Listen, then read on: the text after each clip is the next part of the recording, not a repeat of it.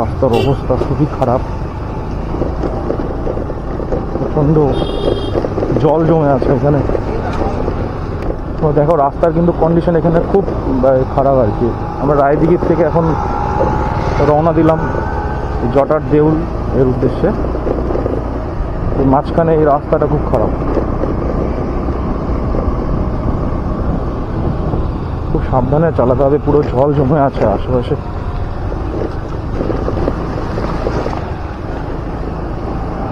এই এক সমস্যা, এই বৃষ্টি হলে জল জমবে আর শুকনো থাকলে প্রচুর ধুলো হবে।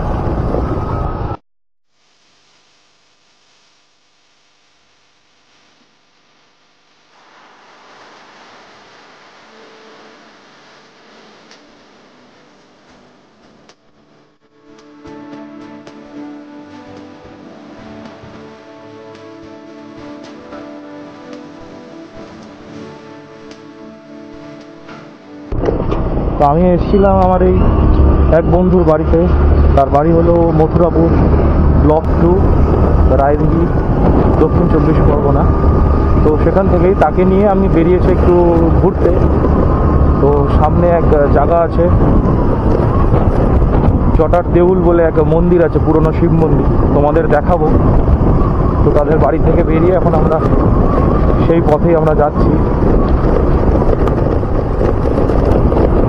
মানে ছোট ছোট পুকুরও আছে এখানে। পুকুর না কি ভাই, পুকুর না কি মাঠের মতো নাকি, চাষের জমি, সেখানে জল জমে আছে। মানে দেখতে অনেকটা পুকুরের মতো লাগছে। তো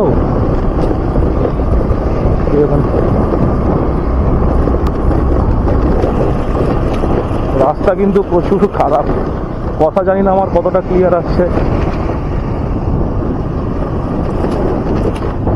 কোন দিকে সোজা? টার্নিংগুলো কিন্তু এখানে খুব ডেঞ্জারাস। তোমরা যদি কেউ গাড়ি নিয়ে বা স্কুটি নিয়ে যদি আসো তো তাহলে কিন্তু টার্নিংগুলো কিন্তু খুব সাবধান। টার্নিংগুলো কিন্তু প্রচুর কার্ভ একদম। আর গাড়ি ঘোড়া কিন্তু এখানে চলতেই থাকে, বাইক, অটো, ছোট ছোট বাচ্চারা এখানে খেলাধুলা করছে। তো হঠাৎ করে সামনে চলে আসলে তোমার বিপদ হয়ে যাবে।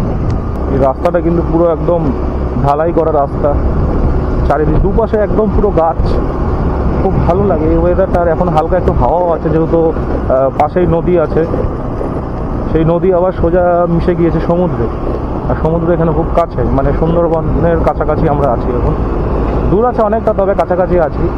আর এই রাস্তার দুপাশে কিন্তু এত সুন্দর এই গাছগুলো আছে, আর হাওয়া হালকা বইছে, সুন্দর পরিবেশ, খুব ভালো লাগে। আর রোদটাও কিন্তু অনেকটা কমে গিয়েছে। আমরা এখন কটা বাজে? এখন 3:05 বাজে। আমরা 3টের দিকে কিন্তু আমরা রওনা দিয়েছি বন্ধুর বাড়ির থেকে এই জটা দেউল এক্সপ্লোর করার উদ্দেশ্যে। ভাই ডান দিকে।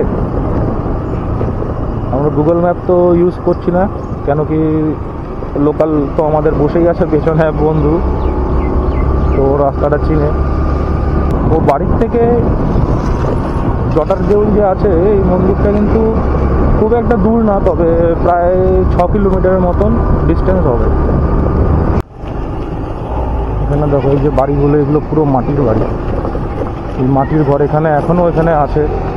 আর এই ঘরগুলোর সুবিধা কি একটাই, যে ঘরগুলো গরমের দিনে কিন্তু প্রচুর ঠান্ডা থাকে, অনেকটাই ঠান্ডা থাকে। অন্যান্য নর্মালি অ্যাডভেস্টার বা টিনের বাড়ি, ডান দিকে না বাদিকে, নর্মালি অ্যাডভেস্টারের যে বাড়িগুলো থাকে সেগুলো থেকে কিন্তু এখানে মাটির ঘরে কিন্তু তুলনামূলক অনেকটাই ঠান্ডা থাকে।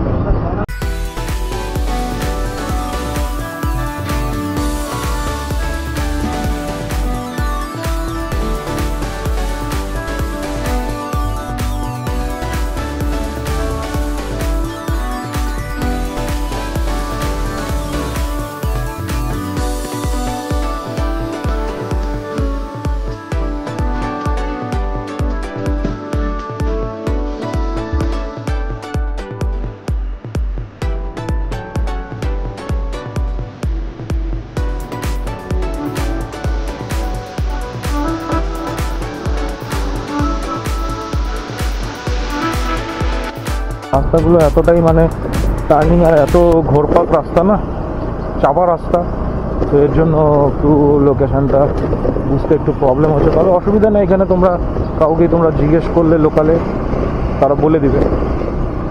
তুই যদি এরকম বলতে থাকিস তো আসবে না।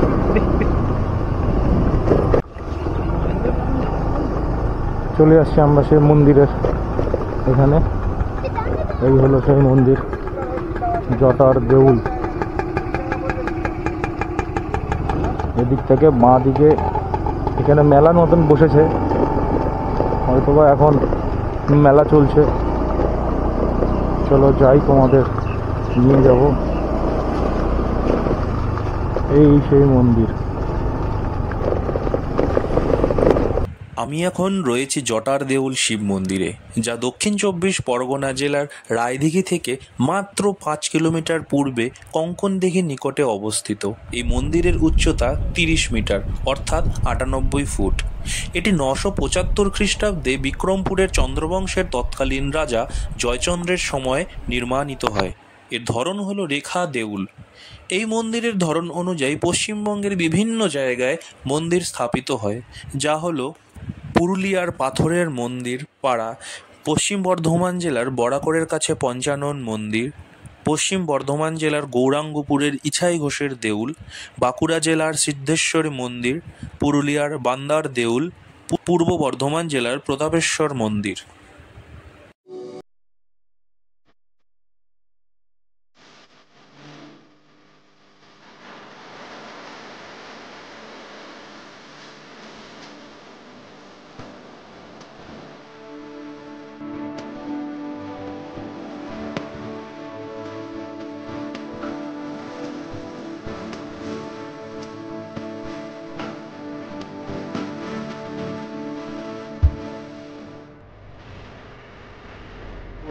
এই মন্দিরের ধ্বংসস্তূপ সামনেই কিছু কিছু রয়েছে, এবং এটি ভারত সরকার থেকে স্বীকৃতিপ্রাপ্ত এক মন্দির। আর এই মন্দিরের উচ্চতা প্রায় 100 ফুট। তো এই মন্দিরের সামনের অংশটি প্রায় 9.7 ফিট চওড়া। তো এই মন্দিরের গায়ে কিছু রিং এর মতো কিছু দেয়া আছে, তো সেটি এখন ওই পুনর্নির্মাণের কারণে সেটি রিংগুলোকে হাফ করে দিয়েছে, মানে নিচের দিকে রিংগুলো আর নেই। তো আগে যে পাহারাদার ছিলেন, তো তিনি কিন্তু এই রিংয়ের মাধ্যমে কিন্তু ওপরে উঠে গিয়ে আশেপাশে কিন্তু লক্ষ্য করতে পারতেন।